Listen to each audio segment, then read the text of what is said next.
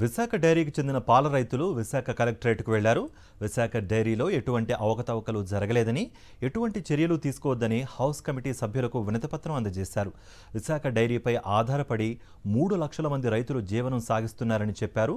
రైతుల కోసం డైరీ యాజమాన్యం అనేక సంక్షేమ కార్యక్రమాలను చేపట్టిందని వెల్లడించారు. దీనిపై మరింత సమాచారం మా ప్రతినిధి నాయుడు అందిస్తారు. విశాఖ డైరీపై ఏర్పాటు చేసిన హౌస్ కమిటీ సభ్యులను విశాఖ డైరీ పాల ఉత్పత్తిదారులు కలిశారు. ఒక వినతిపత్రాన్ని కూడా సమర్పించారు. ముఖ్యంగా విశాఖ డైరీకి సంబంధించిన పాల ఉత్పత్తిదారులు, రైతులు హౌస్ కమిటీని ఏం కోరారు, విశాఖ డైరీ ద్వారా రైతులకు కానీ వారి పిల్లలకు కానీ ఎలాంటి మేలు సంక్షేమం జరుగుతుందనే విషయాలు మనతో మాట్లాడడానికి ఇక్కడ కొంతమంది పాల ప్రెసిడెంట్లు ఉన్నారు. చెప్పండి, అసలు ఈరోజు హౌస్ కమిటీని కలిసి మీరు ఏం కోరారు? నమస్కారం అండి. ఈరోజు హౌస్ కమిటీ ఏ ఉద్దేశంతో మరి రాష్ట్ర ప్రభుత్వం వేశారో తెలియదు, కానీ వాస్తవంగా మన 3 జిల్లాల్లో మరి విశాఖ డైరీ మరి వ్యవస్థాపకులు ఆడారు తులసిరావు గారి దగ్గర నుంచి కూడా రైతులకి చాలా అందుబాటులో రైతులకు ఉపయోగపడే కార్యక్రమాలు, ఒక పాలకు రేటుకే డబ్బు ఇవ్వడం కాకుండా వివిధ రకాలైనటువంటి కార్యక్రమాలు, అంటే ఒక 10 మంది కల్లాలు ఉంటే ఆ కల్లాలకు వెళ్ళడానికి ఒక రోడ్డు అని, లేకపోతే 10 పశువుల పాకలు ఉంటే అక్కడ విశాఖ డైరీ ట్రస్ట్ నుంచి ఒక బోరు, మంచినీటి బోరు వసతి కల్పించడం కానీ ఇలాంటి ఎన్నో కార్యక్రమాలు.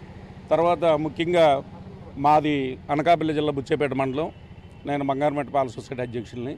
అక్కడైతే మా మండలంలో కరక ప్రాంతంలో ఒక రిజర్వాయర్ కట్టారు. అవకతవకలు జరిగాయని చెప్పి ఒక హౌస్ కమిటీని రాష్ట్ర ప్రభుత్వం ఏర్పరిచింది. నిజంగా అవకతవకలు ఏమైనా జరిగాయి అంటే మీరు చాలా ఏళ్ళ నుండి పాలు పోస్తున్నారు, అటువంటిది ఎప్పుడైనా మీ దృష్టికి వచ్చిందా? అవకతవకలు జరిగాయనేది నిజమా అబద్ధమా? అవకతవకలు జరిగినాయని బట్టి అంటూ మాట అవాస్తవం అండి.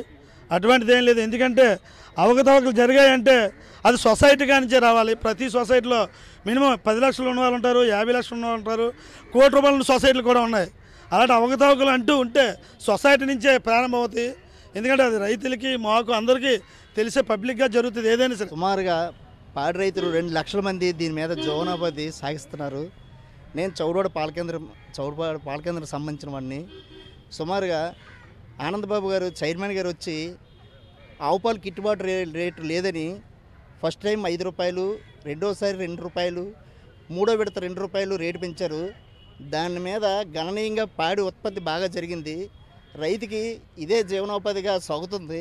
విశాఖ డైరీలో ఎటువంటి అవకతవకలు జరగలేదని, కేవలం ఎవరో విశాఖ డైరీ అంటే గిట్టిన వాళ్ళు మాత్రమే తప్పుడు ఫిర్యాదు చేశారని హౌస్ కమిటీకి తాము విజ్ఞప్తి చేస్తున్నామని, ఇక్కడ ఎటువంటి అవకతవకలు జరగలేదని, కాబట్టి ప్రభుత్వం కూడా ఏర్పాటు చేసిన హౌస్ కమిటీని రద్దు చేయాలని చెప్తున్నారు. విశాఖ డైరీ మీద ఆధారపడి లక్షలాది మంది రైతులు జీవిస్తున్నారని, వారికి సంబంధించిన అన్ని వసతులను కానీ లేదంటే అన్ని సంక్షేమ కార్యక్రమాలు కానీ విశాఖ డైరీ తరఫున అందిస్తున్నామని ఇక్కడ రైతులంతా చెప్తున్నారు. కెమెరామెన్ శంకర్తో నాయుడు, విశాఖపట్నం నుంచి.